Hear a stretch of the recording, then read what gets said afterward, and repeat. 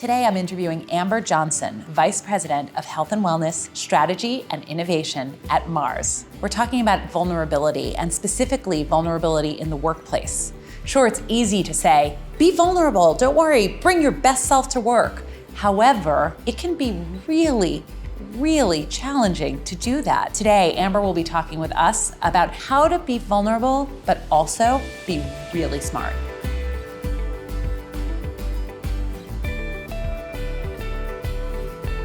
Hi, Amber. Hi. I'm so happy to have you here. I'm excited to be here. You are a big fan of the ability to show vulnerability. Yes. Vulnerability is hard. It is hard. It's really hard. As a woman, it's hard.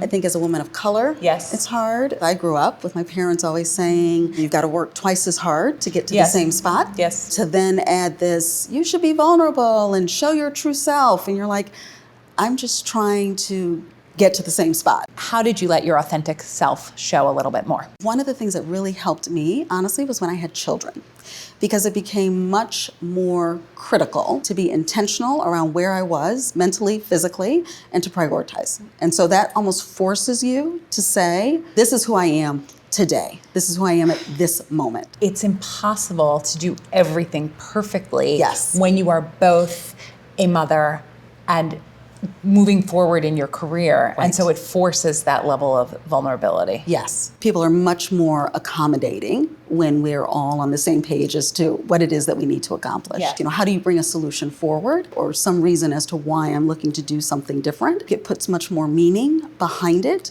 to then be able to support. I've been so fortunate to have great mentors. Having that network to be Yes. able to bounce ideas off of. Yes. Talk about how you frame things. Talk about how you advocate for yourself, right? Because that's hard. What do you recommend to ensure that you're walking into a company that might resonate with you? Yeah. Are they allowing you to be yourself? Or Yes. does everyone look, talk, sound, act, think the same? I've worked for companies that were very encouraging of diversity. There haven't always been people at the top that looked like me. You question, Yes. is this a place that I can be successful? Yes. But there have been enough proof points or enough evidence that says, you know what, yes, I can. It's the little things day in, day out that say, that's why I stay. That's why I'm here. I know you've worked through a variety of different functions through your career. A lot of times when you walk into something new, it can feel really overwhelming. Yes. Tell me about how you approach that and still showcase your vulnerability, but also believe in yourself to push forward. What are the skills that I have that are transferable?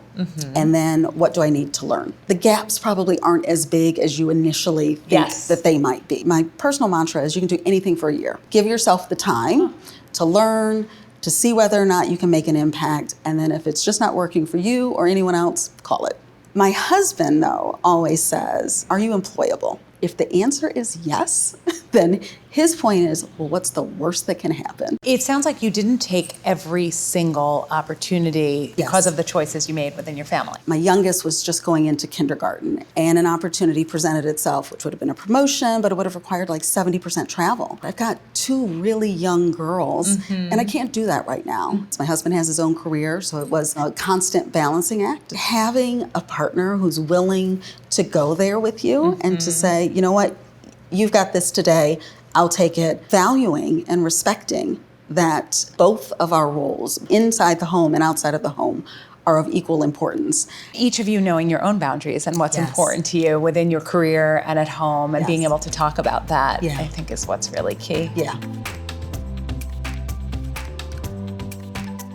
I loved speaking with Amber today, and the big takeaway that I have is, there's a lot around being afraid to be vulnerable in the workplace. The key is simply choosing the right workplace. Before you take a job at any company, make sure that you have a list of questions about the culture to ensure that you're able to be your most vulnerable and true self. On the next episode of Work It. I love my career. I love what I do, and without it, I'm not me. You can have both. You can create what your own motherhood looks like.